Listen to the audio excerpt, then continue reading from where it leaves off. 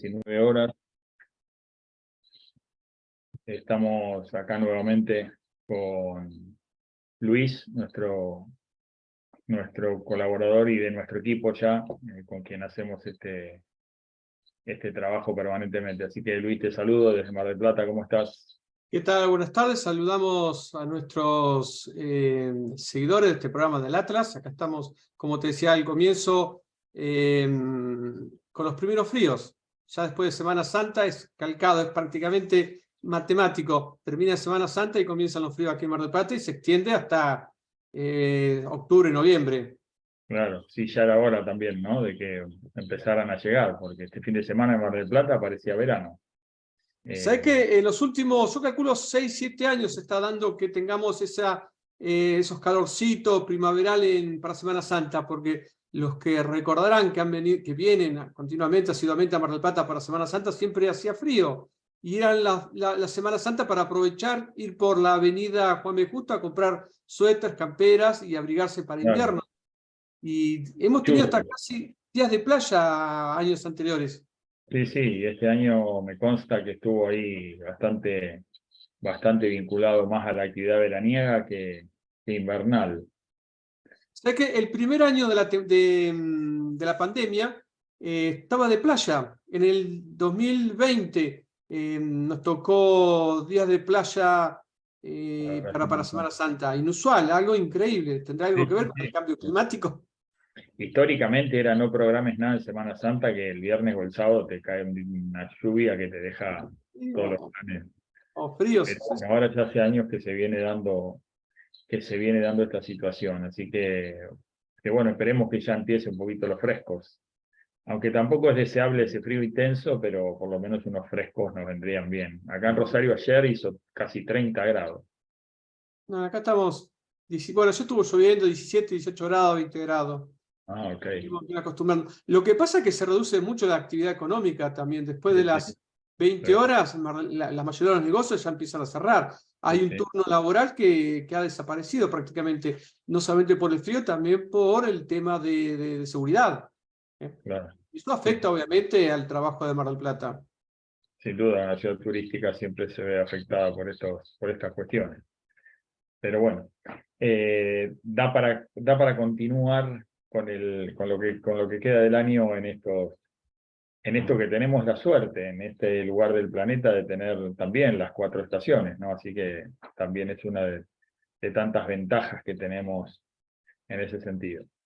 Así que bueno, Luis, la coyuntura internacional da para mucho. Venimos de algunas semanas con algunas complicaciones para salir al aire, pero esperamos que ya esto tenga la continuidad necesaria para que podamos estar de nuevo todos los miércoles a las 19 horas desde el Complejo Cultural Atlas, al que saludamos.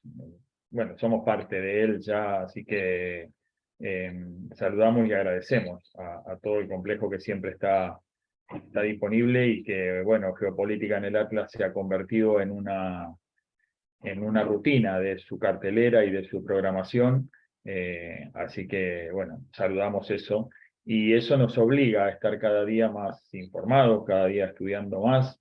La geopolítica se ha vuelto, como venimos diciendo, una cosa cotidiana, pero además súper compleja, con lo cual implica muchas horas y mucha dedicación para informarse y para después, fundamentalmente, lo que nosotros tratamos de hacer, y es no solamente dar noticias, sino analizar esa información que recopilamos, que recibimos, que investigamos y poder dar un punto de vista desde lo que nosotros consideramos que es la ubicación geográfica y la ubicación geoestratégica que tenemos y de lo que es lo mejor para nosotros o lo que consideramos sería lo mejor para nosotros en este sentido y enmarcados en este mundo multipolar que ya estamos transitando con una agudeza que inclusive supera lo que teníamos previsto, ¿no? Veníamos diciendo hace algún tiempo que la globalización tal como la entendíamos estaba declinando, que el multilateralismo iba en ese sentido, y que el multipolarismo se venía a dar como una secuencia o como una consecuencia de esa caída de estos efectores antes mencionados, y bueno, no imaginábamos que la cosa iba a ser tan virulenta y tan aguda como lo está haciendo. Si bien también siempre decimos que en esta época, la de los procesos tan vertiginosos y tan rápidos, nada deja de tener o de adecuarse a esa rapidez en la que va el mundo, ¿no? Actualmente. Así que nos encontramos con que día a día las cosas que antes eran tal vez trimestre a trimestre, semestre a semestre, año a año, iban uno viendo qué iba a pasar. Hoy nos encontramos con que día a día se toman decisiones, y esas decisiones se ponen en práctica de una manera también, con una velocidad tremenda, ¿no? Hoy, hoy hablaba o hacía una comparación con respecto a la velocidad hablando de la carrera armamentística, ¿no? Hablábamos de la velocidad de hoy en día el armamento, ¿no? Y hoy tenemos misiles ultrasónicos que hoy ya están desafiando la velocidad del sonido 10 veces, ¿no? 8, 10 veces, max 8, max 10. Cuando antes hablábamos de, bueno, aquello que rompía, que era max 1, aquello que rompía la barrera del sonido, era una cosa como muy fuerte, como daba mucho vértigo, ¿no? Entonces, hoy fíjate que esto estaba multiplicado por 8. Tienen las grandes potencias misiles ultrasónicos que superan 8 veces la velocidad del sonido, que en consecuencia están generando un ruido bastante importante, sobre todo en la defensa misilística de los Estados Unidos, porque esa velocidad tan importante plantea la imposibilidad de que sean rastreados, ¿no? De que sean visualizados con mucha anticipación para poder ser defendidos. Así que, bueno, esto nos ejemplifica un poco la velocidad a la que va el mundo.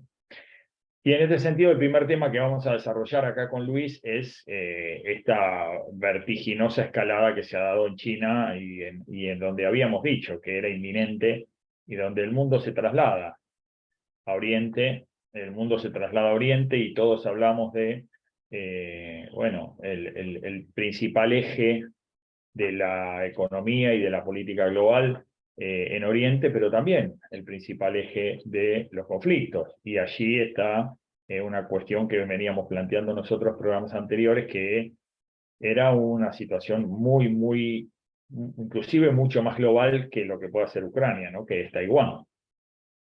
Y bueno, días pasados vimos o analizamos, estudiamos la visita de la presidenta de Taiwán a Estados Unidos, ¿no? Su reunión con el presidente de la Cámara de Representantes, y eso, digamos que fastidió un poco el pensamiento chino del compañero Xi Jinping, que, bueno, como consecuencia de eso, planteó 3 días de maniobras militares en los alrededores de Taiwán, también con una campaña publicitaria importante, ¿no? Hemos visto videos recientemente, antes de ayer, veíamos videos de potenciales ataques, digamos, simulación de potenciales ataques, rodearon la isla de Taiwán, generaron ahí maniobras, más de 40 aviones, 8 barcos de guerra, hicieron estos ejercicios, y bueno, esto generó una escalada y una tensión importantísima en todo el planeta, ¿no? Y en consecuencia ahí, bueno, este es el escenario que se visualiza en estos días y que vamos a analizar acá con Luis, a ver qué podemos deducir de todo esto. Luis. A ver, si tenemos que hacer un análisis desde el punto militar, y con esto no quiero ofender a aquellos tácticos o con los que se han profesionalizado en este tema de las tácticas militares, no somos profesionales del tema, pero podemos tener elementos como para analizar esta situación táctica militar de China. Si uno observa, ha construido China de alguna forma y dándole equilibrio y armonía a 3 anillos. Un primer anillo es el anillo interno, es lo que está rodeando a China con Taiwán, donde ha equilibrado y ha pacificado todos posibles potenciales conflictos que pueda tener fronterizo, que pueda tener China, ¿no? Un segundo anillo, que es todo el sudeste asiático. Vos fíjate que ha logrado equilibrar las relaciones entre estos países, integrándolo a lo que se conoce como la ruta de la seda. Y un tercer anillo más externo aún, que son los países en particular de Medio Oriente. Ha logrado pacificarlo, ha logrado buscar armonía entre estos países. Es decir, que ante un potencial conflicto o guerra que pueda generarse si invadiese Taiwán, estos países mencionados no atacarían, actuarían como soporte ante una posible invasión o ataque de la OTAN, ¿no? La jugada maravillosa que creo que sorprendió hasta los Estados Unidos, hasta Biden me parece que se encontró sorprendido, que fue este pacto de unidad logrado entre Arabia Saudí e Irán. Sí. Hay una sospecha, una teoría, que dice que el jefe de la brigada Quds, Soleimani, fue asesinado justamente porque estaba intermediando entre estos dos países para lograr acuerdo de paz. Porque estaba gestando ya ese potencial acuerdo de paz. Estaba tirando las primeras líneas de ese acuerdo de paz. Sí, yo creo que China ahí está haciendo unas jugadas importantes en términos diplomáticos, ¿no? Arrancó con esta jugada que, como vos decís, sorprendió a casi todo el mundo occidental, particularmente a Israel, ¿no?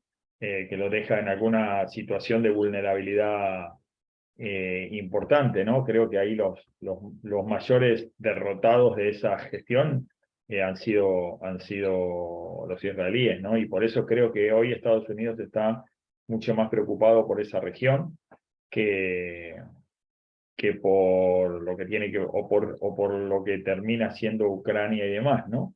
De todas maneras, esto hay que ver cuánto dura, ¿no? Porque sabemos que Estados Unidos tiene una fuerte presencia allí, sabemos que Estados Unidos tiene años de relaciones vinculadas a la inteligencia, y en consecuencia creo que China jugó una primer mano donde tal vez descolocó, como nosotros decimos, tal vez descolocó o fue mucho más ambiciosa de lo que podía haber sido en estos términos. Ahora, gritó falta envido, ¿no? Nosotros los que jugamos al truco, y esto es un juego que me estoy metiendo en un terreno que vamos a tener que explicar, porque a lo mejor es un juego muy nuestro, pero bueno, gritó fuerte, habló fuerte, y esto se tiene que sostener en el tiempo, ¿no? Hay que ver cómo le sale esto, fundamentalmente pensando en que Estados Unidos, esto que vos decías, ¿no? Lo que pudo hacer con Saddam Hussein, lo que pudo hacer con Soleimani, esto implica que Estados Unidos tiene una presencia y un entramado por debajo de la tierra allí desde hace muchos años, y con mucha gente integrada a sus filas, con mucha inteligencia desarrollada y capaces de generar conflictos y de minar esta alianza de paz con podría decirse, con algunas operaciones de inteligencia y con algunos sabotajes, ¿no? En este sentido. Así que es un tema que lo visualizo igual que vos en términos del desafío, la gestión de China en términos de diplomacia internacional, más lo veo como una situación muy peligrosa, ¿no? Pero esto hay que sumarle y te hago la pregunta. ¿Qué pasa si a mediano plazo se hace viable la unidad de sunita con chiitas? Se unifica el mundo musulmán. Si bien no podemos hablar de imperialistas, sí son expansionistas. Absolutamente. Ellos tienen un destino que es el de Alá y de conquistar el mundo, no en los términos occidentales, pero sí de llevar al mundo hacia la verdadera religión, que para ellos es justamente lo que profesa el islamismo, ¿no? O sea, Sí. hay un riesgo para todo, no para Estados Unidos, sino también para Occidente, para nosotros. Sí, sí, sin lugar a dudas que es un riesgo muy alto.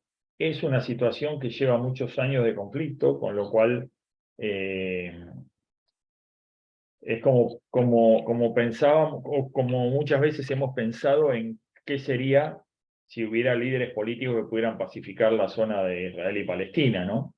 Digo, son muchos años de conflicto y de entramado en la piel de la sociedad también, ¿no?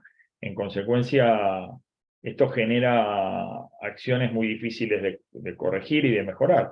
Pero bueno, es como vos decís, siempre que hay intención en el liderazgo político, sobre todo en ese tipo de países donde la religión y la política se entrecruzan bastante y las decisiones son muchas veces impuestas y no consensuadas, no buscan el consenso, sino que se toman decisiones y son mucho más fáciles de imponer que en Occidente, ¿no? Donde la sociedad ha tomado un rol mucho más destacado en cuanto a todo lo que tiene que ver con sus manifestaciones y sus acuerdos. Si bien hoy estamos viendo un movimiento bastante instalado en todo lo que tiene que ver con la cuestión de género femenina en esa región, eh, también ha sido bastante abortado el tema y sabemos que la cosa no es fácil en esa región. Por eso digo, lo que decís vos no lo descarto, podría llegar en algún momento una mesa chica en esa región donde visualicen que son más las oportunidades que las amenazas en términos de pacificar dos semejantes columnas como son los chiitas y los sunitas. eh, y eso sería una situación verdaderamente compleja. Primero, porque habría un control mucho más claro en cuanto a la región y en cuanto a los bienes que ella dispone, fundamentalmente el petróleo. Y segundo, porque, bueno, ahí el rol de Estados Unidos quedaría bastante expuesto en términos de que ya no hay dos enemigos a los que alimentar y que muchas veces este ha sido el rol de los Estados Unidos, ¿no? Eh, Tirar la piedra, esconder la mano y ponerse del otro lado y recibirla y así sucesivamente, ¿no? Entonces, creo que un poco si uno puede decir en qué lugar del planeta la inteligencia de Estados Unidos ha tenido mayor desarrollo y mayor creatividad y generar mayores acciones, creo que sin lugar a dudas es Medio Oriente, ¿no? Entonces, bueno, como vos decís, sería un escenario también, creo que hoy Estados Unidos no lo maneja, no lo baraja, eh, y me parece que es una de las situaciones que está atravesando Estados Unidos. Se le están abriendo conflictos, o lo que China intenta es, de alguna manera, abrirle conflictos no solamente en la región y no solamente con China y Rusia, sino distraerlo en otras cuestiones que están relacionadas con todos esos frentes que antiguamente o hasta no hace mucho decíamos, los que tratábamos de interpretar y estudiar un poco la geopolítica, decíamos Estados Unidos es el único país en el planeta capaz de gestionar varios conflictos a la vez, ¿no? Entonces, tanto en términos de inteligencia como en términos políticos y militares. Entonces, esto es un poco lo que China está haciendo. De todas maneras, lo que decimos, ¿cómo visualizás vos? ¿Cuál es tu opinión respecto de los próximos días eh, en China, en Taiwán? Eh, finalmente se concretará esto, como lo ves, se concretará esto de China diciendo, bueno, definitivamente tomo la decisión y voy por Taiwán, o crees que esto es un escenario para más tiempo? ¿Cómo lo ves? Mira, hay un dato clave. La actual dirigente política de Taiwán extendió lo que es lo que nosotros conocíamos como el servicio militar para jóvenes. Antes era de 4 meses, ahora es de 1 año. Es decir, están preparándose, ya lo ven como posible y real una invasión china. Y los analistas más expertos, por lo menos los informes que uno lee, digo, lo que existe, lo que se publica por internet, ¿no? Esperan no una pronta invasión, pero sí para los próximos 3 años. Se habla para el 2026-2027. Es decir, China, en la situación en que hoy está el mundo con lo que está sucediendo entre Rusia y Ucrania, no creo que sea el momento propicio para una invasión de estas características, ni para China ni para el mundo entero, porque la debacle económica ahí sería muy general. Y esto afectaría, obviamente, a la misma China. Y sobre todo, también a nosotros. ¿Por qué? Porque la mano aplastante de Estados Unidos sería mucho más fuerte, en el sentido de dejen de comerciar con China y le cierran inmediatamente las puertas a China. Esto es literal. O sea, Estados Unidos, hay un largo historial para nuestro continente de esta diplomacia tanto norteamericana como británica. El Gran Garrote no es casual que haya surgido con ese nombre, ¿no? Y los países de, sobre todo México, Centroamérica y el norte de Sudamérica lo han entendido de esta manera. Inglaterra después actuó con todo lo que es el centro y sur de Sudamérica. Creo que diste en la tecla, estimado Luis, y a mí me parece que esto es más el apuro de Estados Unidos que el de China, de que esto se genere en una zona de conflicto. Me parece que es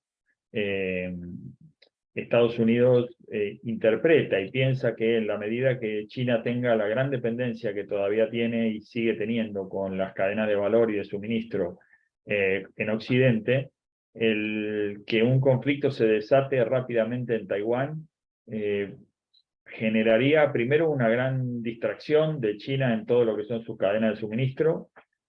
Segundo, un gran conflicto o que tenga que poner los ojos más allá de lo que puede estar participando indirectamente en Ucrania, y esto que vos decís, sus relaciones, su posicionamiento como interlocutor diplomático internacional en este sentido, y generarle una situación bélica en Taiwán significaría una situación o entender que estamos en un momento apropiado para desestabilizar la región y para generar allí un ruido grande, ¿no? Y entiendo que esta visita que hablábamos recién de Yang Hai-wen, de la presidenta de Taiwán a Estados Unidos, creo que fue más a medir el termómetro de cuáles son las decisiones que vienen pensándose en Estados Unidos y a generar un intercambio de estado de situación, con lo cual me parece que China está bastante preocupada en el sentido de esto, ¿no? Tiene, como vos decís, viene en su discurso planteando que la unidad china y que Taiwán debe ser incorporado inminentemente a China, pero me parece que es una cuestión de algunos años, pensada algunos años, fundamentalmente tratando de pacificar, y esto también muestra el interés de Xi Jinping en su visita hace algunas semanas a su homónimo ruso Vladimir Putin, donde le llevó esa alternativa de paz, ¿no? Todo esto va encajando y va indicando de por qué China necesita, o a China le conviene más hoy por hoy un mundo que no se vuelva tan caótico y que haya tanto conflicto bélico abierto, ¿no? Entonces, ese es un escenario que me parece que podemos analizar. Además, se complejiza más porque hoy Occidente está adoleciendo de dos liderazgos que siempre fueron característicos, por lo menos después de la Segunda Guerra Mundial, que es el de Estados Unidos y el de Alemania.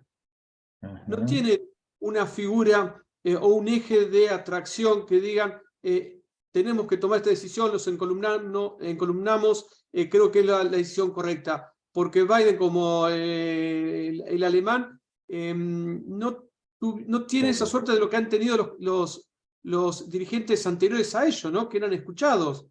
Y esto también hay que sumarle al peor error que está cometiendo hoy Estados Unidos.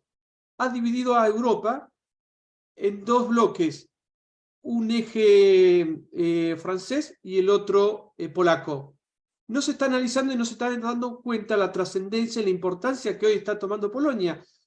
Un país dirigido por Andrzej Duda, que se está encolumnando a Estados Unidos y que Estados Unidos ahora lo tiene como referente. Le ha dado la espalda a Macron de alguna forma mejor dicho, Macron le ha dado la espalda a Estados Unidos. Si me permitís 3 minutitos, las últimas declaraciones en un portal de noticias hicieron un relevamiento de las últimas declaraciones tanto de Macron como de Duda sobre algunos temas. Fíjate las diferencias que hay entre estos dos países, sobre todo teniendo en cuenta que Polonia dirige el bloque que se llama Iniciativa de los Tres Mares.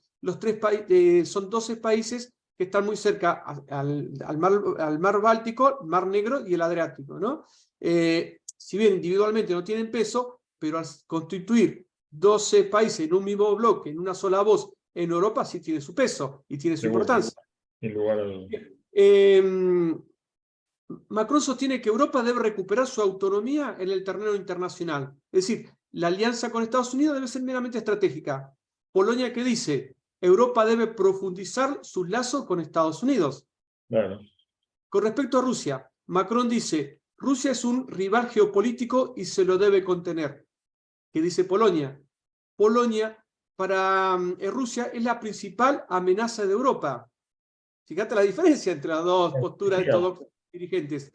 Con respecto absolutamente aliado Polonia hoy con Estados Unidos. No cabe duda. Fíjate, esto es más importante con respecto a China. ¿Qué dice Francia? China es un socio clave vital para la Unión Europea. Se debe tener buenos vínculos con ella. Lo que dice Polonia. China es el mayor adversario geopolítico de Occidente a nivel global y debe existir una política firme para su contención. Fíjate, las dos diferencias son dos ejes que están cobrando poder, dirigidos por Polonia y el otro por Francia, que tienen posturas distintas y que pueden llevar a una ruptura de Europa. Y tal vez China está esperando eso para decidir y ocupar militarmente Taiwán. Esperar que se rompa Europa y no permitir que se consolide de alguna manera. A ver, creo que es un tema a tener en cuenta lo que estás planteando. Lo que sí es claro es el despegue de Macron recientemente y con declaraciones muy fuertes, ¿no? Como diciendo que Europa debe dejar de ser arrastrada por Estados Unidos, ¿no? De alguna manera ni siquiera liderada, es llevada a los empujones. Y llamó a lo que denominó autonomía estratégica, ¿no? En el sentido de que para Europa no es relevante el conflicto en Taiwán y que bajo ningún punto de vista debe ser metida en ese lugar, ¿no? Debe ser gestionado y debe ser incorporado en ese lugar, porque entiende que alguna lógica tiene la cercanía de Ucrania y la participación de Europa en Ucrania por ser un fronterizo, digamos, por estar pegado a la Unión Europea, pero sí se despega rápidamente del tema de Taiwán y de Estados Unidos, y inclusive dijo algo que me parece aún mucho más fuerte. Dos cosas que son muy importantes y que mirá que te cuento, Luis. Una es que dijo que podría estar de acuerdo en abandonar la hegemonía del dólar y de generar allí el uso de divisas más regionales. Eso por un lado. Y por otro lado, en su visita reciente a China, se tejieron asuntos vinculados a la compra de aviones. Sabés que Francia tiene aviones y que podía haber allí una relación de suministro de aviones de Francia a China. Esto sería definitivamente una ruptura de Francia y arrastraría o podría arrastrar a la Unión Europea en este sentido. Y las repercusiones inmediatas de Estados Unidos fueron hacer la pregunta de si esto era una cuestión de Francia o si en realidad era una cuestión de la Unión Europea, ¿no? En consecuencia, el escenario, y por eso es bueno que lo traigas a Macron, porque empieza a verse esto que decís vos, la falta de liderazgo de Angela Merkel y como consecuencia de Alemania y de la actual Alemania y su situación compleja vinculada a la ruptura del suministro de gas y de energía con Rusia, empieza a tener un rol preponderante en términos políticos Macron en Francia, ¿no? Y no nos olvidemos que también aprovecha toda esta coyuntura y todo este entorno para ponerle un poco darle un poco de frío a su problema interno con esta cuestión que tiene que ver con las jubilaciones, ¿no? Que no termina de consolidar y que le ha generado un ruido interno en Francia que parece que no hay ni olvido ni perdón, ¿no? No, a ver, también hay que considerar y tener en cuenta el papel que están jugando los jóvenes en Europa, que ya no son como lo eran hace 30, 40, 50 años atrás, que tenían eran medianamente, digamos, sumisos, ¿no? Aceptaban o estaban embanderados con el concepto de patria o la bandera. Ahora son mucho más rebeldes y más de protestar, de ir a la calle y manifestarse de manera violenta. Las redes sociales están llevando a que estén todos interconectados y tomen decisiones en el mismo momento. Es decir, antes lo que hacía un gobierno europeo, por ejemplo, era seguir a determinadas personas, infiltrarse en un grupo y saber de antemano qué se iba a llevar adelante. Hoy todo es demasiado espontáneo. No Creo que es alcanza el gobierno a necesario. llevar los elementos represivos a disuadir o a desarmar protestas. Es muy bueno lo que estás diciendo y estaría bueno poder charlarlo con Gabriel, que no se ha podido incorporar todavía. Pero el tema es, hoy yo visualizo, y no sé qué opinás vos al respecto, yo visualizo visualizo los jóvenes como aislados de los nacionalismos. Los jóvenes, yo no sé si este mundo más global, si este mundo más tecnológico, si responde a eso, por eso estaría bueno tener un análisis más psicológico de la cosa y más sociológico de la cosa, pero este mundo ha convertido a los jóvenes como en más globalistas y se preocupan por temas que están más vinculados a lo que es la humanidad y el universo en general, como pueden ser los temas de ecología, como los temas de cuidado del medio ambiente, como las cuestiones de los derechos individuales, como estas cosas que son más globales y que no responden mucho a los nacionalismos, ¿no? Y entonces es difícil encolumnarlos en cuestiones que tengan que ver con esto que vos decís, ¿no? Con cuestiones de nacionalismo y de soberanía, ¿no? No, obviamente, pero no olvidemos que si bien los ejércitos estaban constituidos por los padres o abuelos de estos jóvenes, hoy es la tecnología y el armamento que los está reemplazando, ¿no? Estilo robot o armamentos con más poder. Aquellos Sí, que sí. siguen gobernando todavía tienen la lógica del siglo pasado y no son tan emocionalistas o cientistas como son los jóvenes. Creo que en ese sentido, inclusive, se está visualizando esto de que en el futuro difícilmente puedan convencer a muchos jóvenes de ir a las guerras, ¿no? No, está Entonces, pasando en Rusia. bueno, esto que estamos diciendo tiene que ver también con esta carrera armamentista vinculada a los equipamientos militares y de guerra autopropulsados, digamos, o no o conducidos por personas, ¿no? Porque evidentemente hay una crisis que está vinculado a esto de los nacionalismos que decimos, ¿no? Los jóvenes no están dispuestos a ir a la guerra por cuestiones que no tengan que ver o que tengan que ver con cuestiones más políticas, más nacionalistas, ni inclusive de soberanía, ¿no? Yo he visto, y no sé qué opinión tenés vos al respecto, pero me da la sensación, y veía en este último 2 de abril, en este pasado 2 de abril, acá en nuestra región, y veía que la presencia en los festejos vinculados a Malvinas, la presencia es mucho más de una clase adulta, que todavía sigue manteniendo esta épica que de jóvenes, ¿no? Si bien esto no quiere decir que haya muchos jóvenes que heredan esta situación y que participan, no es un éxodo masivo o no es una participación masiva como han significado otras cuestiones, otras circunstancias en las que los jóvenes han participado, ¿no? A ver, hay un hecho innegable. Los ideales con los que nosotros, o los valores y principios con los que hemos sido educados en la primaria y en el secundario, que no son malos, ojo, No, no, otra claro. época y otros escenarios. Un mundo dividido en dos, marxismo soviético y un mundo occidental que pretendía ser un mundo libre. Y había una razón para tener la educación que nosotros tuvimos. que era el amor a la patria, a los valores cristianos, humanistas, la bandera, etcétera, etcétera. Esos valores se han desvirtuado y se han perdido. Hay una generaciones de jóvenes que están más interesados en ver lo que está pasando por TikTok, por ejemplo. El mundo transcurre, y no estoy haciendo una valoración de crítica ni mucho menos, es la realidad en la que ellos hoy están viviendo. Las prioridades son distintas. Se está viendo, por ejemplo, en Chile que fue aprobado una ley para disminuir los horarios de trabajo. Están más atentos a esto, a ver la posibilidad de que si el Estado me puede subsidiar mi vida a través de un sueldo básico y único.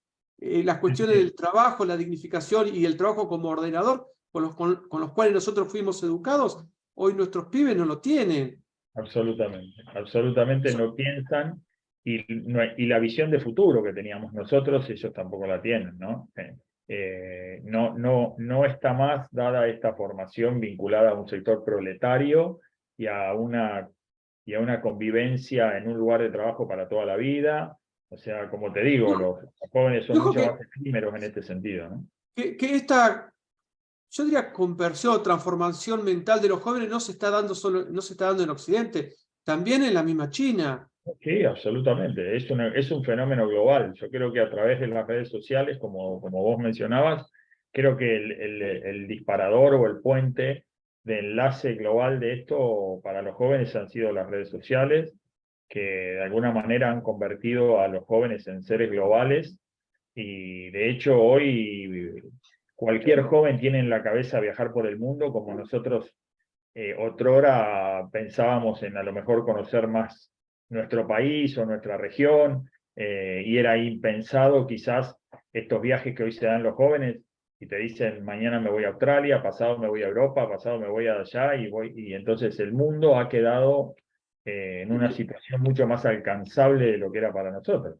Bueno, Así que a eso tenés que sumarle que los celulares tienen traductores de voz. los Mucho más celulares, fácil sí, todavía poder viajar y contactarse. muchísimo, muchísimo Y más sobre fácil estar en todo, ¿sabes contacto. lo más importante? Es que podemos observar que no somos muy diferentes, que un argentino no es diferente a un hindú, que un hindú no es diferente a un egipcio, que un mexicano no es muy distinto a un camerunés o a un chino.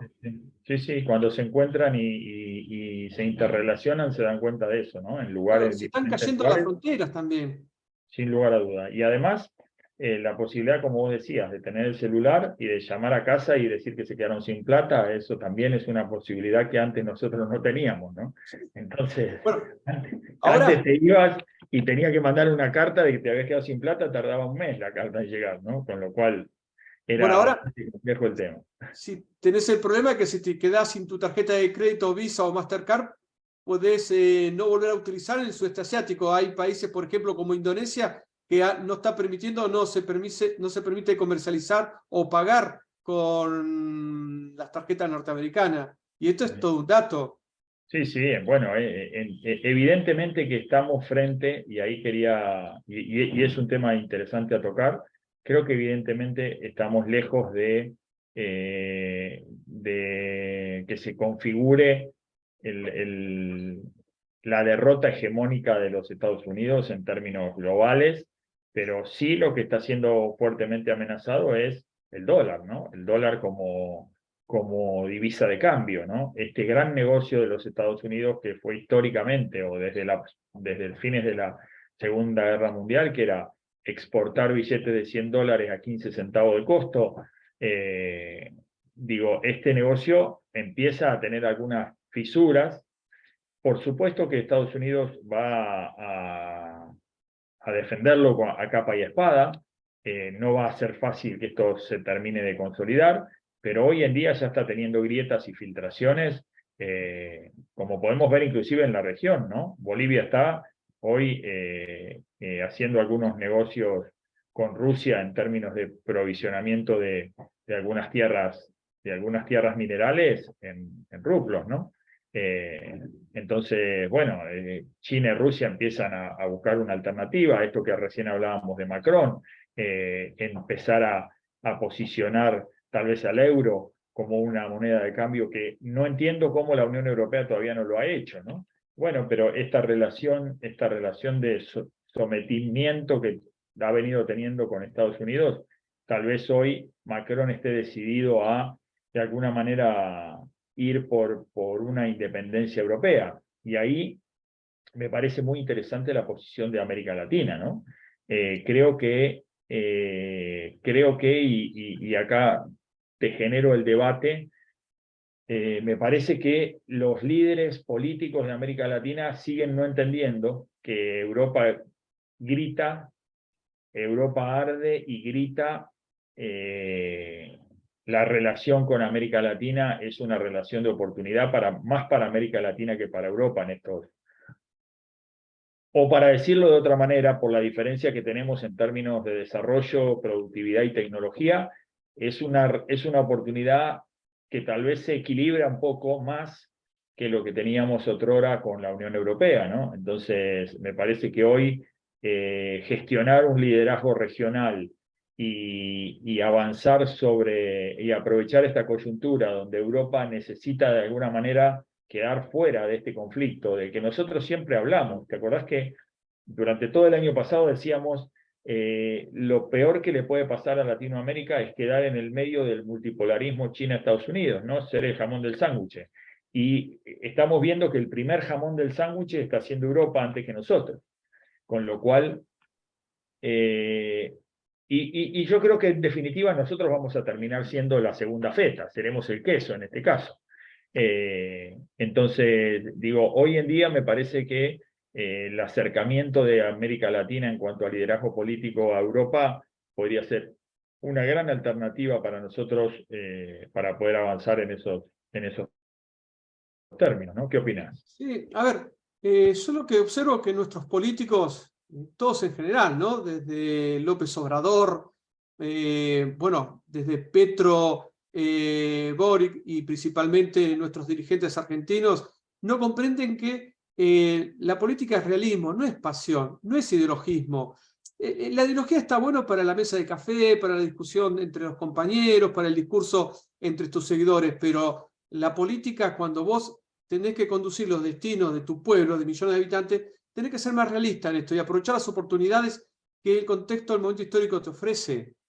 A ver, si hemos tenido un pasado no muy deseable o querido con los británicos o los norteamericanos, hoy no te digo que los encolumnemos o llevemos adelante lo que fue durante la década de Carlos Menem de ese consenso de Washington. Pero sí ver la oportunidad de poder beneficiarnos en esta situación, como vos decías, y como lo que venimos sosteniendo. Aprovechemos nuestros recursos primarios que tenemos, empecemos a buscar comercializarlos, pero en el sentido de que Europa nos provea de las tecnologías que nosotros adolecemos para producir mucho más, mejor. Mira, hoy se da un concepto muy importante que nosotros conversábamos la semana pasada con algunos analistas y es la situación esta del multipolarismo que se está dando y que la pospandemia ha roto un poco las cadenas globales de valor y la dependencia y el suministro de las cadenas de China y demás. Esto que hoy se pone en tela de juego o en tela de juicio ha generado un concepto que es el de nearshoring, que tiene que ver con el desarrollo de las cadenas de valor más cercanas. Entonces, nosotros lo que tenemos que diseñar rápidamente es un modelo de atractivo de inversiones, de producción local en la cercanía de los recursos naturales. Este debería ser el plan estratégico del Mercosur, de Sudamérica, y es decir, generemos, ya que inversiones están dispuestas a salir de China, ya que la situación en India es cada vez más compleja, ¿no? Europa en la situación en la que se encuentra, Estados Unidos con su realidad, etcétera, etcétera, nuestra región se convierte en un escenario en el que podemos, si tuviéramos la capacidad de tener un plan estratégico, si tuviéramos la capacidad de tener una política de largo plazo planteada, y un plan de largo plazo planteado, podríamos ser tranquilamente el atractivo de inversiones. Recordemos que las inversiones, finalmente, esas inversiones productivas genuinas, reales, las que generan cadenas de valor y las que generan riqueza, más allá de la vinculación política y más allá de las relaciones políticas, siempre buscan el mejor escenario en el cual radicarse y el mejor lugar en el cual generar riqueza, ¿no? Entonces, esto debería ser hoy una política de Estado de la región, ¿no? Sí. Ver de qué manera a través de un plan estratégico empezamos a convocar a la producción local y a la transformación local de esos recursos naturales tan importantes que tenemos, ¿no? Gastón, a ver, debemos comprender, y esto tenemos que ser muy serio, de que es una falsa hipótesis esto de que si cae Estados Unidos vamos a tener un mundo más feliz. Porque si cae Estados Unidos, ¿quién va a evitar la expansión china y la de un mundo musulmán unido? Claro, Convengamos claro, que son claro, duda. países que no respetan los derechos humanos, no tienen, y mucho menos a las mujeres. Es un tema que hoy estamos en discusión. Digo, y tampoco las reglas de comercio van a ser muy distintas. Los primeros afectados van a ser los grupos económicos nacionales, lo que llamamos burguesía nacional. Nuestros empresarios se van a afectar o van a quedar muy afectados en un mundo donde no hay alguien que pueda frenar estos avances. Con una Europa, obviamente, que yo te decía al comienzo, quebrada, y con un Estados Unidos quebrado. ¿Qué falta nos hace Gabriel el día de hoy, ¿no? Porque esto que vos decís necesitaríamos, pero lo vamos a dejar planteado, a ver si el miércoles que viene podemos contar con él, porque esto que vos decís es una cosa a la que cuesta mucho trabajo interpretar. ¿Por Exacto. qué en nuestra región occidental, y tal vez tengamos la lógica de los motivos por los cuales tenemos una gran demonización frente a Estados Unidos, o respecto a Estados Unidos? Pero esa demonización tan grande que tenemos respecto a Estados Unidos, que en algunos casos bien merecida la tienen, hace que tengamos una visión mucho más errada de esto que vos decís, ¿no? La alternativa de hoy, del otro lado, de la vereda de enfrente del mundo multipolar, es China, Rusia, el mundo musulmán. O sea, una cosa en la que vos decís, che, está bien, Estados Unidos será A, B y C y D, y tal vez F, G y J. Pero estos pibes que están del otro lado llegan a la Z más rápido que nadie. Sí. Entonces, digo, y nosotros los vemos con un beneplácito, con una situación que es difícilmente entendible, ¿no? No, obviamente que sí. A ver, si se produce un nuevo 1930 con la caída de el quiebre económico de Estados Unidos, saldríamos todos a la calle a aplaudir. Sin importar que dentro de 5 o 10 años nosotros pudiéramos estar peor que ellos y con una bandera china en Plaza de Mayo. Definitivamente no visualizamos esta situación, ¿no? Esto es una cosa que es compleja de entender y de interpretar, y eso es lo que nos hace que no entendemos y seguimos sin comprender la tercera posición, ¿no? Exacto. Esto de nuestro rol, y por eso digo, la oportunidad que hoy nos da, o la única oportunidad que tenemos hoy de gestar una tercera posición, es a través de la Unión Europea, ¿no? Visualizo una Unión Europea en esos términos, tratando a todas a diestra y siniestra. Creo que la demostración, más allá de la intención de desviar la atención política de Macron reciente, creo que es un claro llamado a tratar de escapar de esas garras que le están generando de un lado y de otro ambos jugadores de este mundo multipolar, y que Europa con buen tino está pensando que esto se va a agudizar día a día, ¿no? Porque estamos viendo que esto se agudiza día a día, ¿no? Entonces, imaginemos esta pacificación en Medio Oriente con la continuación del conflicto en Ucrania, más la aparición del conflicto en Taiwán. Esto, la verdad que es un mundo en el que si Europa queda en el medio, difícilmente pueda sobrevivir, ¿no? Fíjate, vamos a un análisis más cercano y nos vamos a posicionar aquí en la región. Fíjate lo errática de lo que es la política internacional nuestra, ¿no? De Sudamérica o quizá de Mercosur y en particular de Brasil. Tal vez haya una jugada oculta que no logremos ver o interpretar, pero lo cierto es que el año pasado, en agosto, en plena campaña electoral de Lula da Silva contra Bolsonaro, ¿qué decía Lula y cuál era el mensaje hacia Occidente, Europa y Estados Unidos? Brasil va a revisar la relación económica con China porque estamos comprando mucho más de lo que Brasil debiera comprar porque lo puede producir y debemos acercarnos a Europa. Gana las elecciones. Fíjate cómo ha cambiado el discurso ahora. Lula está viajando, ya ha llegado a China. Trata de buscar restablecer las relaciones bilaterales con China. Ya no habla de Europa o de tener un acercamiento hacia Europa. Sí, a ver, me parece que ahí está, como vos decís, Lula analizó el lunes sus 100 días de gobierno, bueno, le dedicó bastante tiempo a su antecesor Bolsonaro, a criticarlo.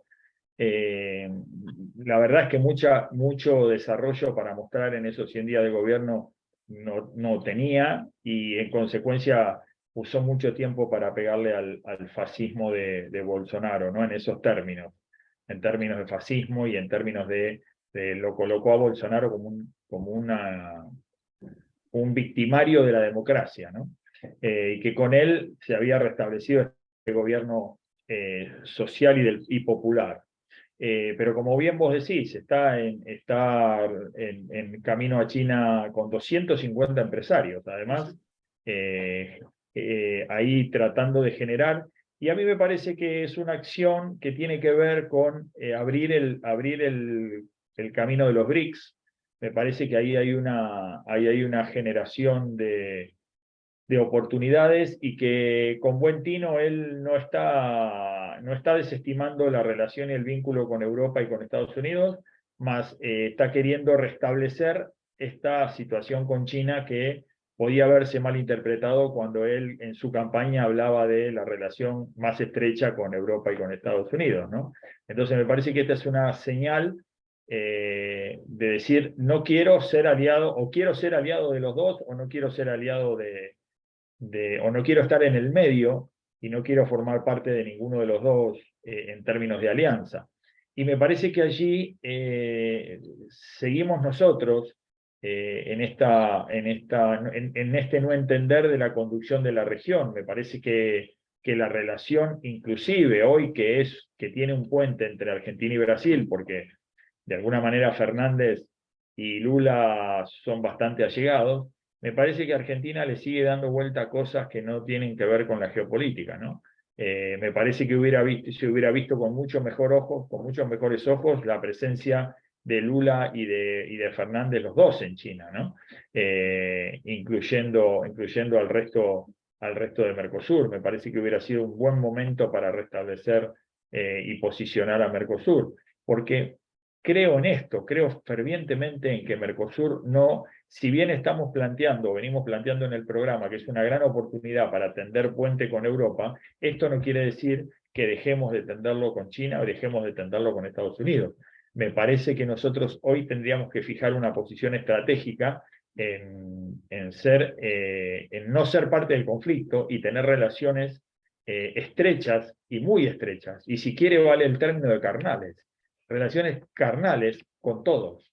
Nosotros somos una gran oportunidad para el mundo, nosotros somos una joya para el mundo, y nosotros deberíamos aprovechar de ese posicionamiento, teniendo un liderazgo político que nos permita generar relaciones y vínculos y no volver a la dominación que se viene tejiendo, ¿no? O sea, nosotros hoy la ausencia de liderazgo político, y en esto no sé si vas a coincidir conmigo, es cuál es la consecuencia de la ausencia de liderazgo político en la región, es que estamos cambiando prosperidad por dominación otra vez más. No, obviamente, mirá, con respecto a lo que estaba diciendo, no es casual y es muy llamativo que en menos de un año venga por tercera vez la general Richardson para hablar con nuestro ministro de Defensa. No viene a hablar, obviamente, por a ver si la Argentina necesita tal desarmamento o para desarrollar algún tipo de estrategia porque vengan extraterrestres a invadirnos ni nada por el estilo. Viene a plantear, señores. No vienen a ver los platos voladores en Córdoba, ¿no? Claro, bueno, se ha puesto medio de moda o en Estados Unidos con los globos no identificados. Claro. Pero bueno, no vienen a discutir estos temas, sino justamente vienen a discutir estrategia continental. Es decir, quizás se están dando cuenta que de alguna forma Lula traicionó las expectativas que tenía Estados Unidos sobre el gobierno de Lula. A lo mejor el viaje a China y estas nuevas relaciones entre estos dos países no lo estén viendo con buenos ojos el gobierno de Estados Unidos. Sí, por Y eso apunten al gobierno argentino, por logren eso, por eso fortalecerlo. yo creo que las posiciones de liderazgos individuales son muy peligrosas y muy Exacto. vulnerables en estos momentos, ¿no? Sí, sí. Las decisiones en términos individuales, que es un poco lo que venimos comentando que le está pasando a Macron, ¿no? Si estas opiniones que vierte Macron hubieran salido de la Unión Europea, hubieran tenido una imposibilidad de ser direccionada a un contraataque directo contra alguien, ¿no? Entonces creo que lo de Lula también es una cuestión en la que deberá tener cuidado y deberá gestar regionalismo en función de que si se queda solo, de uno o del otro lado, cada cosa que haga va a molestar al otro. Sí. Entonces, Un esto me dato, parece una situación compleja, ¿no? un dato que es llamativo en estos 100 primeros días de gobierno de Lula. La última encuesta que realiza el Datafola, que es un medio de comunicación, si se quiere, independiente, ¿no? Tanto Bolsonaro como Lula lo han criticado justamente por el grado de independencia que tiene este medio. Ha dado en la última encuesta de imagen un 40% de imagen positiva a Lula en sus primeros 100 días de gobierno. Digo, Sí, sí. es baja y peligrosa también. Seguro, seguro, sobre todo en la situación. Por eso creo que está dando manotazos y que viene a dar manotazos de poder generar algún cambio en este sentido, ¿no? Luis, nos quedamos sin tiempo, se nos termina el programa, te doy para que hagas un cierre de lo que venimos conversando. No, volvemos a lo que fuimos desarrollando en el gobierno. Creo que las pasiones, las discusiones ideológicas hay que dejarlos de lado. No olvidar lo que pasó en este pasado en la relación con Estados Unidos. Lo que sí que debemos aprovechar esta coyuntura histórica que nos puede resultar favorable. Y lo que planteamos de siempre, tenemos que tratar de acercarnos a la tecnología con la que cuentan Europa para nosotros poder desarrollarnos, no como Argentina, sino como Mercosur o integración sudamericana. Debemos aprovechar este contexto, como vos dijiste al principio, Europa está pidiendo a grito un acuerdo de económico, comercial, industrial, como quieras llamarlo, entre Europa y la América Hispana. Coincido plenamente con lo que decís. Creo que Argentina está en una situación en la que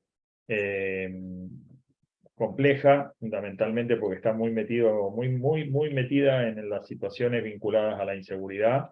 Eso hace que no podamos tener visión. El árbol está encima de nosotros, o sea, no es que no nos deja ver el bosque, el árbol está encima de nosotros. Creo que esto tiene mucho de gestión y de cuestión vinculada a la geopolítica y en consecuencia me parece que la relación con Brasil debe estrecharse lo máximo posible. Me parece que el gobierno debe mirar, el gobierno y los argentinos en general y el próximo que venga debe mirar a la geopolítica como una cuestión muy estratégica para cada toma de decisiones tiene que estar vinculado a la geopolítica, porque se vienen años difíciles de poder manejar esta injerencia y esta zona de injerencia que va a ser Latinoamérica y que estamos viendo que hoy la está transitando Europa. Por eso digo, la oportunidad de ser aliados de Europa, la oportunidad de ser aliados regionales y la oportunidad de poder tener relaciones con los dos grandes del mundo multipolar que las tenemos de hecho y poder que entiendan que no existe la posibilidad de que seamos parte de este conflicto multipolar y que sí vamos a tener relaciones con ambos. Entonces, este es el escenario que debemos plantear. Lo dejamos abierto para continuar el miércoles próximo. A ustedes les digo gracias por acompañarnos. Ya nos pasamos del tiempo. El tiempo no nos alcanza para desarrollar todas estas cuestiones, así que a veces nos extendemos un poco. Agradecemos su paciencia y su comprensión y nos vemos el miércoles que viene en un nuevo programa de geopolítica en el Atlas. Un abrazo grande, que tengan buena semana y que Dios los bendiga.